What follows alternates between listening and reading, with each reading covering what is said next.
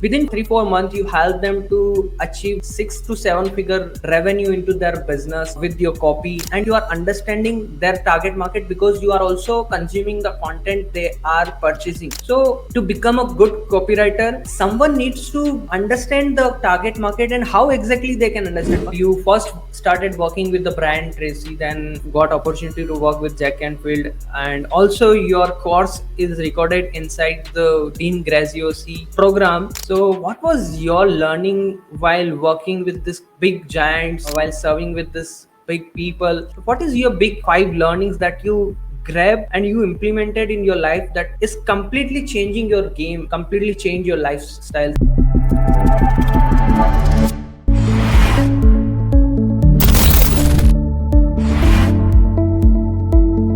Hi guys, welcome to the Entrepreneurs Warrior Show. This is where we interview entrepreneurs, coaches, consultants who are expert in their niche. And in this amazing series of show, in this amazing episode today, we have a super awesome guest with us.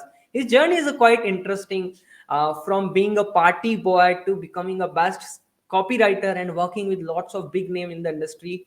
So he's a founder of Copy Builder,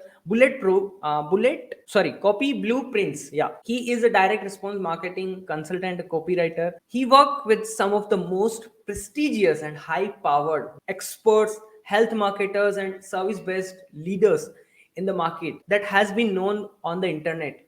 So, without further ado, let's have John Rayans on the stage. So, hi, John. It's really pleasure to have you. Are you hearing me loud and clear? Yeah, I can hear you, and thanks for having me. There Yes, is it's my. Yes, yes. You're saying something. Oh no, we're good. I just wanted to make sure there wasn't any echoes or anything. It's an Yeah, awkward intro, but no worries. So, thank you so much, first of all, for being a part of the show. It's really glad to have you, a person like you who is serving in the industry like from last 10 years and making huge impact. So, it's about a decade of the journey. So, can you please share a little bit about your journey? Like, how does this started? It's 10 years in the industry. So, how actually you got into the industry of copywriting? What inspired you to become this thing? yeah, I'll kind of give the short version. Is Yep. I've told my story a couple of times, but people who probably haven't heard of me, it's my story is never really knew much about entrepreneurship. Grew up in a underprivileged area, high crime rate, and we didn't really know who to look up to, and the people we looked up to had guns and badges, or they were in gangs, or they were musicians. And long story short, by the time I was in my teens, I already developed a problem with like drugs and partying, and that was started at age 15. So long story short, 5 years later, I decided to pull myself out by telling my family I needed help and that I needed to clean up my act, and I didn't know how to do it. So for the most part, I was on my own.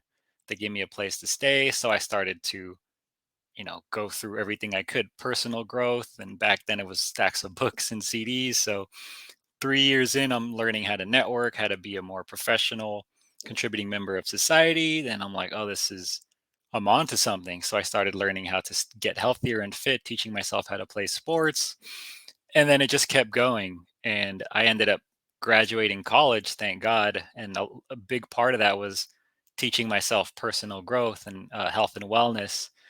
And then I graduated with a degree in advertising. And then I realized, oh, shoot, I'm not going to really make it into the marketing advertising world if I don't teach myself. I was in a part time sales career after college. So it was back to the books. And that same energy I put into personal growth and understanding health and wellness, I hired a internet marketing coach, and he told me at the time, I had to step away from strategy and affiliate marketing because he said writing was my best skill. So he's like, "Have you heard of copywriting?" And this was almost 10 years ago, and I was thinking, I have a friend who's a copywriter. He makes 6 figures a year and works 10 to 15 hours a week. I'm in. So he just said focus on copy, and then I put that same energy of personal growth, of health and wellness, all that obsessive personal growth into learning copy, and direct response marketing was just nonstop studying it. And all of a sudden I started to become really good within my first year. And ironically, all these people I studied, the big influencers of teaching yourself self-confidence, of teaching yourself, teaching your the law of attraction, and those people who create all those workout programs and all those, breakthrough books that back then it was paleo and all that stuff. I started to attract them as clients in my second year. And then, one of the biggest guys was Brian Tracy. He's not as popular as he used to. And a couple of the law of attraction celebrities like Jack Canfield, and he's author of Chicken Soup for the Soul. So, I found out Brian Tracy, he's he was he's kind of like, if you compare him to someone today, I don't know, he was huge on personal growth, teaching health and relationships, maybe like a more business oriented Tony Robbins. So he was a hero of mine since I was a teen, pulling myself out of that party life.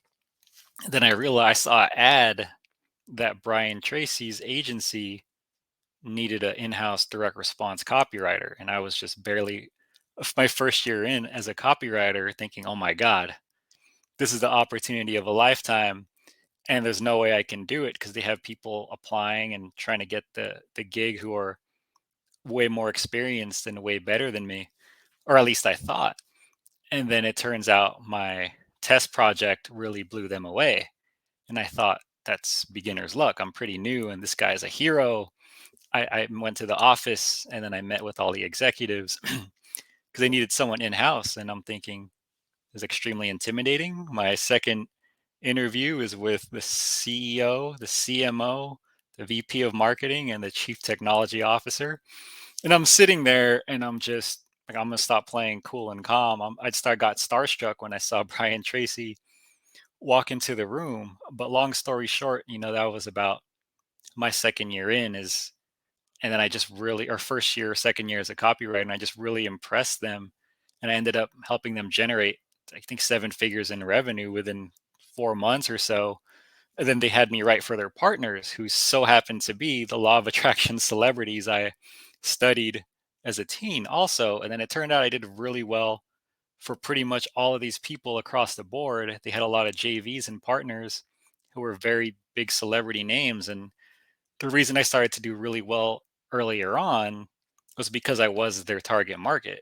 I was basically writing copy and trying to get people to buy a bunch of their stuff, but the people I was writing to and marketing to were actually the same person as me. You know what I mean? So I am their target market. I was the one also buying and consuming their products. So it was so natural for me to write and market for them. And then from there, sky was the limit. It was second, third year in. Ended up writing for some people who, a former star who was on VH1, and real life professional athletes, and it just happened so fast. That's really amazing, man. Thank you. Like a journey. And when you mention you got to know that Tracy's team is hiring, and then you grab the opportunity is something, a big thing. And the courage that you have at that point of time, because people see the opportunity but they are not grabbing it. The Right. harsh truth is straight, right? What they're Yeah. thinking that I'm not perfect enough, I'm not good enough, like there is a lot of people who is better than me, why this people going to hire me? But you didn't think all those kind of limiting belief, and you visit to their Right. office and you give the interview, and because of that all ever the things happen to you, is it? It's Yeah. really powerful. And the Thank you. one thing is because of the opportunity grabber mindset that you have, the opportunity, the hungerness you have within you. I really love this. Thank you for sharing this, and really awesome. So you mentioned that within 4 3 4 months you help them to achieve the 6 to 7 figure revenue into their business with your copy. And you also mentioned like you are understanding their target market because you are also consuming the content they are purchasing. So to become a good copywriter, someone needs to understand the target market and how exactly they can understand. But you mentioned that you are already consuming their content. Mhm. Suppose I am a copywriter, but I am not consuming the content the type for whom I am writing the copy. So how can I write a better copy for this kind of people? What is the better way? Did you get the point? Absolutely.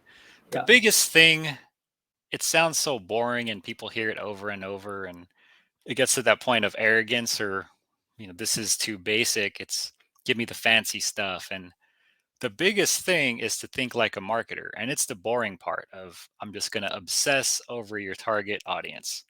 So if you're writing for your business or a client's business and it's not personal growth or health, it's financial investing, the way to become really good at marketing and writing for that niche is to just obsess over the people who want to become financial investors, the people who want to buy from you.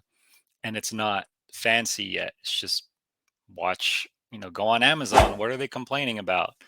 Um, Go on forums, go on Facebook groups, and just research and obsess over that audience. And it's just give me all the research, the psychographics, the demographics. If I'm selling my own financial investing products, maybe I should interview people who are actually, my target market. So it's to really basically just obsess over your target market and organize everything that they would want, how they would want to be talked to.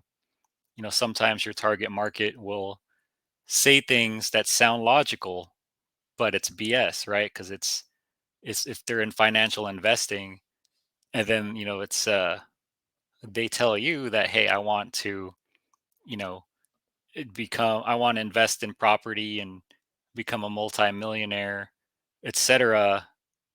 And then they say that, and then you realize after doing your research that what they really want is they just want to do that because they want to grow old and retire young. So if you say something in your copy or your messaging that says you want to invest, it, learn to invest so you can become a multimillionaire, it might not work unless you do your research deeply enough to realize, oh, the true motivator is they want to invest so they can retire young and hang out. But it all comes back to your target audience, because you can be an amazing writer, an amazing salesman, an amazing marketer. But if your messaging is off, you're going to be talking to the wrong people. If you imagine someone who is selling, like someone who is selling a paleo or like a diet program or a diet and fitness, and then they assume that the target market wants to look good and look sexy and lose weight, but they didn't do enough research, and the target market actually wanted to become more athletic and better at sports. Then they could have the best writers in the world, but they're going to fail because they're going to be selling diet, weight loss, and look sexy, but their target audience actually wants sports performance. So if you don't think like a marketer and obsess over your target audience, you can really miss the mark. But if you do, if you want to become great at marketing and copy, and you obsess over your target audience, then that's where it becomes easy, because you know how to write to them and talk to them, and it's basically at some level it'll become really natural. Yeah, that's making sense. And whatever the things that you covered that present just now, it's all true. Because yes, thinking like a marketer is sometimes boring, but we have to do it because boring work is actually help us to make money. That's true, Yeah. right? Yep. So we continue have to do the same thing again and again. So can you share some example of particularly challenge of a particular challenge that a copywriting project you have worked on, and how you overcome from that one obstacle, like while you're sitting for any work or for any copywriting, and you find that a lot of hurdle, a lot of obstacle in that, and what kind of obstacle was that first, and how did you overcome from that? I'll give two quick examples. Yes. One of them I normally see in influencer marketing, and then one I see in kind of e-com or health. I'll give an example in actually, let me start with influencer marketing. So I don't want to mention any names. This is actually a recent example. So there's the difference between there's an influencer, right? Let's say you are the influencer or your client is an influencer. You sell financial investing products, then you find out, oh crap, people actually love the personality. Now we have to sell the personality first. So that becomes, you have to become the influencer. You have to use your personality to sell. And when you get good at that, you could get 6, 7, 8 figure business. But companies, sometimes I'll take on a client or just encounter one, just consulting and marketing strategy, and a lot of the time there's things they miss, and you really have to get a little more advanced. I mentioned this in other things I teach, but when you're selling the influencer, there's you have to balance your copy and your marketing. It's You do it for brand voice, so you market and write copy for brand voice, then you market and write copy for conversions, then you market and write copy for value. So sometimes it baffles me. There's newer companies trying to get off the ground, or past 6 figures, and you still have to find you still have to find out where you are, and you have to keep studying your audience. But a good example of that, um, I don't want to mention specific names, but it was a partner, and then the owner of the company was a famous influencer, not famous, but internet famous in the health and wellness space. Everybody knows her. She's been around for such a long time. And I met her partner, and I was doing some consulting on strategy and email marketing and copy. And then it baffled me. They're just dropping the ball on their multiple 7 figures, and they're just hitting a huge stalemate. And I was like, everyone talks about this company. How are you guys struggling to stay, on top of your industry? So I saw their copy, their email marketing strategy, and I was like, wait. You guys are stuck in brand voice. So there's the brand voice, conversions, and value. So I read all their stuff, and they're just so heavy on brand voice and value. It was just to the point of being cute.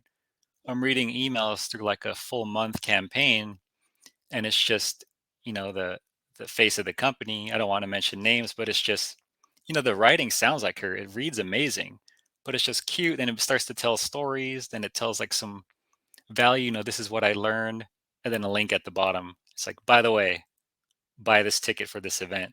And then it was just like that every email. And I was thinking, the strategy is so off. If you tell a cool story, you tell them a fourth of the cool story, for example, and then you just put a call to action where it says, click through to hear the rest of the story. Then it goes to a video with a sales page on the bottom, then your money. That's like brand voice, conversions, and value all in one freaking email.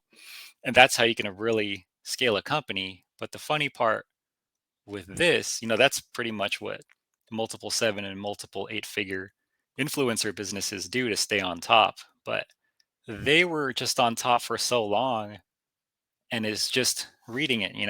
Sometimes I take myself for granted. I undervalue. I'm like, actually, this is some pretty high level stuff when you get implemented consistently. I've gone to that point of becoming a business builder, not just like a copywriter, marketing strategist, but helping to grow businesses. But back to my point was, they were such a highly respected company, and they were starting to struggle. So it was just like, the quick fix is stop being cute. Like, stop talking, stop being so conversational in your copy, because you're starting to be like, you're seeking approval, and you're teaching cool stuff, and you're like, by the way, you might want to buy. Like, the thing is, you have to get serious about implementing a high conversion marketing strategy. Once they get that dialed in, then they're back. They can dial it in and just scale like crazy. So that is still actually in the works. But I think that was an amazing example of a high profile company that was struggling because they were kind of trying to be popular in their copy and marketing and talk about cool stuff. But when they asked for the sale, they half-assed it. Um, Hopefully that makes sense. So that Yes, it making sense. Yes. cool. Awesome. That's a really amazing example you pick up. And yes, so the rise of social media influencers and all are happening. So it's a good example you give us. Thank you. Thank Yes. you. So uh, What one previously you mentioned Jack Canfield. You first started working with the brand Tracy, then you got opportunity to work with Jack Canfield, and also your course is recorded inside the Dean Graziosi program. So, what was your learning while working with this big giants, while serving with this big people? What is your big five learnings that you grab and you implemented in your life that is completely changing your game, completely change your lifestyle, thinking pattern, everything? What was your big takeaways? Oh man, I could talk about this stuff all day. Some of it is actually Yes, translated to my personal life, and it's actually, let me reveal one of the most powerful ones is yes, please. to break people who go from a multiple six-figure influencer business to a multiple seven-figure business. When they're influencers, they're the ones who stop trying to be perfect.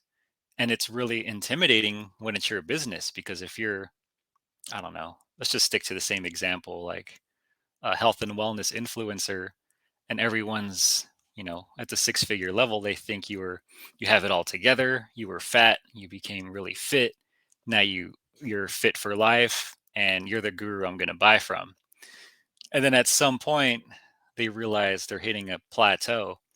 And then the plateau is you got to take things through a deep, you have to start telling a very amazing story. And because you're an influencer, if you can get people to really love you, they'll buy just because your name is on something. I mean, Oprah is a great example. It's like Oprah has a new book. Oh crap, I'm gonna buy it. And you don't even know what Oprah's books is about. You don't even know if it's like a print or a paperback or an ebook. It's just her presence is so powerful that it's Oprah. I'm gonna buy. We all know Oprah's rich beyond belief. So the premise behind that is I mean, if internet marketers could become Oprah, that's just top of the food chain. But the premise behind that, and I guarantee Oprah's not an exception, is at some level she had to stop being perfect because people aren't going to love a perfect person. If it's Oprah, the god, I'm skeptical of her book. But to get past that level and to get to a seven-figure level, for example, you undergo a personal transformation too if you're the influencer because you stop, health and wellness, you stop saying I was fat, now I'm skinny, and I got it all together. You actually start telling your flaws. So you tell great stories in your marketing that say you were fat and you got skinny, but you still struggle. And last Christmas I was embarrassed to say I actually gained a bunch of weight again, and I got demoralized. And now here I am, this big influencer that everyone thinks is perfect, but thankfully I was able to get back on track, etc. This is what people don't know about me. If you're a health and wellness influencer and you tell that kind of story, then you're freaking out because you're thinking, everyone thought I was perfect. Now I'm going to just turn off a bunch of people and I'm no longer a godlike influencer. The truth is, that's when you really start to hit plateaus because the people who fall in love, they're like, oh my God, this person's amazing. Now I'm just going to follow them because I felt that way. And, this person is so genuine.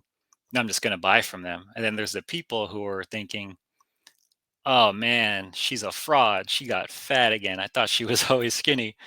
This is when you get to that highest level of attract and repel. It's the people who are like, oh, I thought you were always skinny. You don't want them to be your customers anymore because the people that love your story about how you still struggled with weight are the ones who are just going to get emotionally attached. And when you get them like that, that's when you become their Oprah. You know, if you're an influencer in the health and wellness space, I don't know, what's a good name, like a, a Jain or something, and you're selling Jain as a health and wellness influencer. You're Jain, and you start telling your flaws, and if you can tell them right, then you start to really, people will love you. Your market will love you for your flaws, and they'll Yes, buy from you more as a result. powerful, really powerful. And the example you pick up for health and wellness and showing our that imperfection and all those things, it's really powerful things, amazing. Thank you. That's really, yes, really great thought you shared with us at present. So when we continue the conversation, like in nowadays, the buzzing word and the buzzing things are happening is all around the world is chat gpt, artificial intelligence. So what's your take on it? Like a lot of big marketers are saying like copywriters are going to lose their job, a lot of other people are going to lose their job, and everything is going to be by artificial intelligence, chat gpt. So what's your take on that? Like you are in the industry from 10 years, so what is your thought process behind chat gpt and artificial intelligence? Well, coming off that last topic of Yeah. appearing perfect versus revealing flaws, I'll be real. It is going to put some copywriters out of work. I mean, there's some high level companies where you have high level marketers and very high level copywriters in house, and they're smart enough to create protocols to replace junior copywriters. Where it's I need brainstorms for these hooks, email ideas, and it's just the great ones can just be like, I know how to use Chat GPT for all these prompts, but um, those are like top tier copywriters and top tier marketers.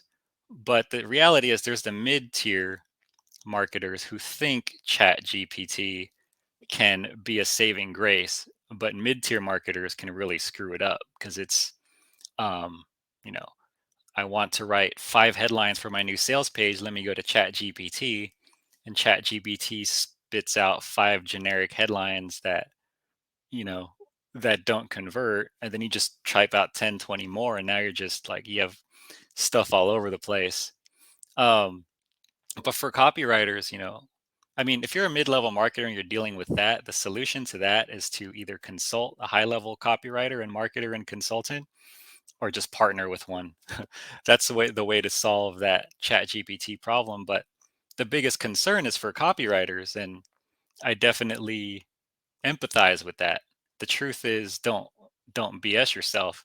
You could put you out of work, but the solution is, this is my philosophy for myself and for copy students I teach and copywriters I support in house is, the key to excelling beyond that and to stop worrying and to go from freelancer to multiple six figures and part-time and travel is to not just be better at writing or just to be better at selling yourself, because people get so confused.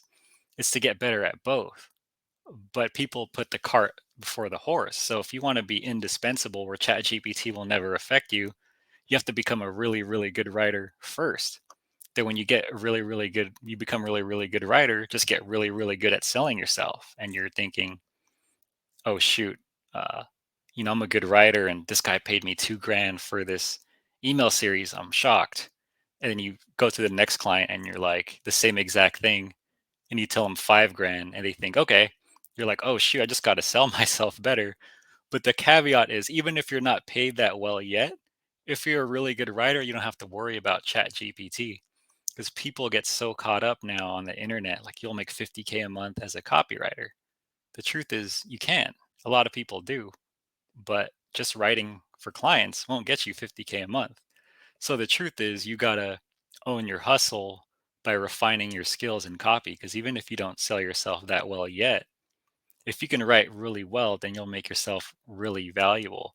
And even if you're making, you know, really low fees as a copywriter, and you get, you really but you write really well, then chat gpt still won't affect you. Like someone could still hire you in-house and pay you really good fees just because you're a good writer. So it's always good to be good at selling yourself, but you have to be, your skills have to be really really sharp, and chat gpt won't be a threat. Yeah, that's really great thought. And uh, you have to become a good writer. That's what the main thing is. Like nobody can affect you, nobody can impact anything on you till the time you are master with your skills. That's the Mhm. big thing, right? And you mentioned like you have to become a good copywriter, you have to become a great with your skills. So suppose if someone is completely new who's watching this video and wants to start his or her career into copywriting niche, so what kind of things they do on daily basis to become master this one skill, the to become master the art of copywriting, and how long it will take them to become a great with the copywriting. Yes, there is no time period, like, but still, in your thought, like how much time someone will take to become a great with this thing? It can be, you can really shortcut the process. The only thing I would warn people about is to not go for the money first. Go for the skill development first, and then go for the money right after. So for me, I got lucky. I was my target market, and I was just obsessively learning copy. And then, like within my first year, I got really lucky to just work for top tier names, 7 and 8 figure heroes of mine. And then the thing was, I was so obsessive of writing really well that it just came so naturally now as a target market. And I went straight to the top, freelance rookie to straight to the top. And for other copywriters who want to get to that level, the point is to get, find one niche if you can master it. If it's health and wellness, something that if you can, try to find a passion of yours that you're your own target market, but that makes money. If you are bodybuilding at home, really try to find niches that are all about health and wellness. Hustle, send examples, send out samples, really hustle, be willing to mentor under people who might even make you work for free. But once you get that one health and wellness client that you've trained for and that you're ready for, you can explode. You can just write one promo as a rookie and just say, give me 3% of sales, or like, a flat commission, 15K or something if you hit a certain conversion rate. And then as a rookie, you can go straight to the top because you worked so hard and you studied your target. You were the target market, and you just really focused on excelling in one niche, and you finally got to prove yourself, and your skills were so good, you can just shoot yourself straight to the top. But that's you know kind of a different mindset. So another mindset I would say is be humble, but be bold. Don't People, you can, if you want to message veteran copywriters and ask to write for them or learn for them, you be bold, just do it, right? Just be respectful. Some of them don't reply, or will say yeah or will say no. But for example, when I first started, when I got in that celebrity marketing space, there were people who wrote, long-standing controls and funnels for that were 10-year veterans, and nobody could beat their copy. Then it was my first year in, and I'm like, why the hell am I even going to try this? And I started beating out controls that 5, 10, 15-year veterans wrote. And I'm like, oh man, I'm actually really good. So I was lucky to learn that earlier on. But if I was to humble, I was humble, right? But I was also bold that, shoot, maybe I can just beat it. Screw it. I'm just going to obsess over making the best promo possible. I was like 2 years in, and then I'm thinking, man, I'm frightened. Whatever, this is stupid. Then I ended up beating their control, and they're like evergreening some of my campaigns. 5, 6 years later, people haven't beat mine. And it's something I did as I was feeling really timid. I was humble to be like, this is something I'm going to do to just see if I can. But at the same time, it was like, I'm going to be bold enough to say I can be great. So um, that's the same thing. So, stay humble. It's like competing. Professional athletes, for example, I'm into mixed martial arts, MMA, and they're, no matter how great you get, you have to be humble when you get in the ring, because you have to be humble enough. You have to be bold to say, I'm going to go, I'm going to, become the champ. I don't care how intimidating my competitor is. You have to be bold, but when you go in, you have to be humble. That could get knocked out. So it's the same concept. If you want to, excel at copywriting really quickly, just keep that mindset, but you'll fall. I always, think about professional sports. You'll fall, but get back up and stay bold and humble. That's really powerful, and staying humble is something really important for us.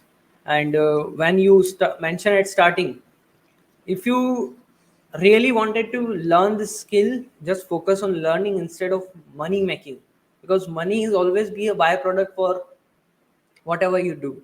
So focus, your first focus should be always on learning and mastering the skill, right? And then Hmm. stay humble, stay grounded is something we have to practice, because At the end, we are human being, and we love human being love each other because of how we react, how we make them feel, right? So that's really great thoughts you were just sharing with us, really awesome. And so uh, where do people can find you about more about you, and how people can connect with you? Yeah, so all of the stuff I mentioned about influencer marketing and excelling at copy quickly actually started to compile. I was extremely hesitant, but I Hmm. compiled some of my best stuff for names people recognize and actually put a swipe file together. And I call it the authority sales page swipe file. And not just that, I actually added videos that were I created 5, 6 years ago that were, for the clients and critiques and me dissecting funnels.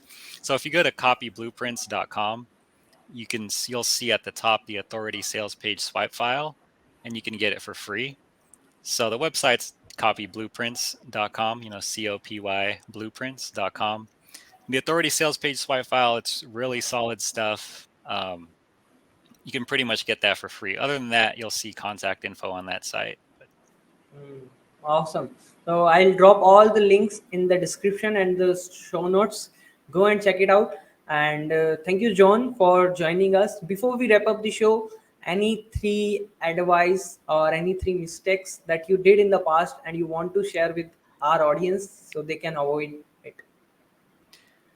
yeah, I think this goes for any entrepreneurial Yes. endeavor, but I think the first mistake was, I mean, it's always have leverage, whether you're negotiating, you want to, if you're negotiating for something higher level or you want an amazing client or to build an amazing business, make sure you have some leverage to fall back on, whether that's another client you might work with or another business partner you'd rather take on. Like, have something to fall back on, right? A big thing in the freelance copy community is a mistake to just sometimes to just make a lot more. You just have to save a lot more. If you have 50K saved, you can just say, I want 15K for this project plus 5%, sales. But if you have 2 grand saved, you don't save enough, then it's like, oh shoot, I'm timid.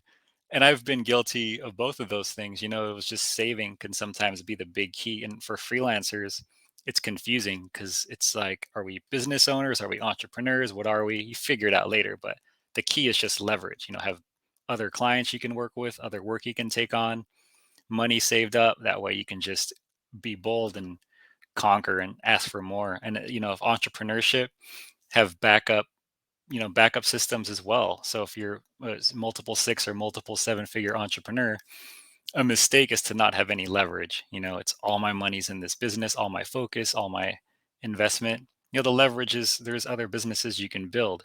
If you have those skills, you can build another business. And I've had to learn the same thing myself. And I guess one other mistake I made was ironic because um, you can see it on copyblueprints.com, was I was afraid to tell my personal story. So I was one of those people I consulted that was, stop selling yourself like you're perfect. Tell your story on a mass level where you'll reveal your flaws. And up until 3 years ago or so, I told my story and I marketed and sold myself all the time like I was perfect. And then to get to a higher level to tell people how I really stumbled across this and I excelled quickly, I was like, now I have to tell people the truth. I really messed up in my life as a 15-year-old. And to put it back together, I had to learn all this stuff. And then a mistake I made was just being so afraid. And when I started to tell that story openly, it just really stuck with the right market and the right people. So that's probably higher level stuff. If you're a marketer, entrepreneur, or freelancer, when you get to a certain level, you want to start saying that, but not when you're brand new. Like, don't just come out the gate when you're brand new telling everyone about your flaws. But I would say that was another mistake I made. Just, don't be afraid to reveal your shortcomings when you get to a higher level. That's amazing. Thank you for sharing this. And I hope you had a great time on the show today. How was it? It was really good. I love the energy. I think it was Yeah, we were definitely on a. You definitely got me going on a passionate level. So I think it was a lot of fun. Yeah, thank you for sharing. Thank you for joining. So, guys, share your love and what is your biggest takeaway in the comment section, and share your love to Joy as well. And go and follow him on Facebook, Instagram, wherever. I'm dropping all the link in the description. Go and check it out. Thank you so much once again. I'm joining you with another episode on the Entrepreneurs Warrior Show. Till then, bye bye. Have a great day. See ya.